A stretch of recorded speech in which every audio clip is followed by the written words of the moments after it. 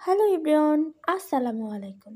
আজকে আমি আপনাদের একটা রান্না করে দেখাবো যে খাবারটা অনেকেই পছন্দ করে আবার অনেকেই করে না, কিন্তু আমার অনেক ভালো লাগে। আজকে আমি রান্না করব মুরগির হাত, পা, চামড়া এগুলো আলু দিয়ে ভুনা করব।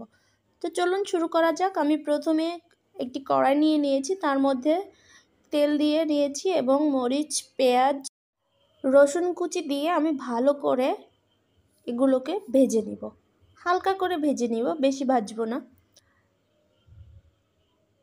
এরপর আমি দিয়ে দিচ্ছি দুটো তেজপাতা এবং দারচিনি, এলাচ। এগুলো অল্প করে দিয়েছি যেহেতু আমি মুরগির মশলার প্যাকেট দিয়ে রান্না করব তাই। তারপরে দিয়ে দিচ্ছি আমি আদা বাটা এবং জিরা বাটা। জিরা বাটা দিয়ে একটু নাড়াচাড়া করে আমি পানি দিয়ে নিচ্ছি।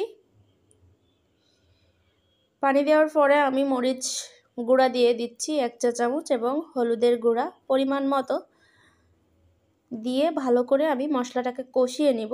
এরপরে দিয়ে দিচ্ছি আমি ধনিয়া গুঁড়া অল্প পরিমাণ দিয়ে আমি ভালো করে মশলাটাকে কষিয়ে নিব যাতে আদার যে একটা গন্ধ আছে কাঁচা কাঁচা এগুলো যায়। এরপরে দিয়ে দিব আমি স্বাদমতো লবণ। এরপরে দিয়ে দিব আমি মুরগির মশলা দেওয়ার পরে আমি ভালো করে মশলাটাকে কষিয়ে নিব। কিছুক্ষণ কষানো হয়ে গেলে আমি দিয়ে দিব আমার মুরগির হাত, পা, চামড়া, গিলা, কলিজা এগুলো দিয়ে আমি ভালো করে এটাকে নাড়াচাড়া করে রান্না করব। এটাকে শুরুতে পানি দেওয়া যাবে না, এটা ভালো করে রান্না করে নিয়ে এটার গায়ে থেকে যে পানিটা বের হবে সেটা শুকানো পর্যন্ত এটাকে রান্না করে দেন তারপরে পানি দিতে হবে। আমি এই পর্যায়ে পানি দিয়ে নিচ্ছি এটাকে ভালো করে আরেকটু সিদ্ধ হওয়ার জন্য। আমি এখানে বেশি পানি দেই নাই কারণ এখান থেকে যে পানি বের হয়েছে এটার 80% রান্না হয়ে গেছে। পানি দিয়ে আমি এটাকে 5 মিনিট রান্না করে নিব ঢাকনা দিয়ে।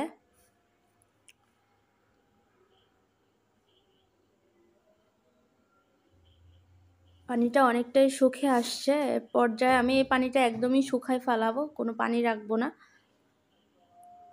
সেক্ষেত্রে আমি আর একটু রান্না করে নিব এটাকে।